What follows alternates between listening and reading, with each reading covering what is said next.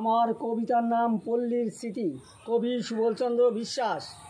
বন্ধু, এই দেখো না আমার বাগান বাড়ি, পাশেই আছে রজনী গাঁদা ফুলের বাগান। আসবে তুমি আমার ঘরে, বসতে দিব পালঙ্কেতে, জানলা দিয়ে আসছে ছুটে ফুলের সৌরভ। আম জাম জামরুল কাঁঠাল পেয়ারা গাছ, কোন ফল খাবে তুমি আমায় বলো একবার। পাখি ডাকে নিবিড় নিড়ে বসে, মনের সুখে গুঞ্জনে করছে ওরা গান। ওই দেখো ভাই পুকুরে ডুবায়, হংসরা সব ছাড়ছে পালক পাখা। হংস প্রেমে মগ্ন হয়ে হংসীকে করছে আদর, ঠোঁটের সঙ্গে ঠোঁট মিলিয়ে কিবা তার শোভা। রবির কিরণ মুক্ত হাওয়ায় দিচ্ছে শাখায় দোল, সবুজ বনের অবুজ মনের করছে শোরগোল।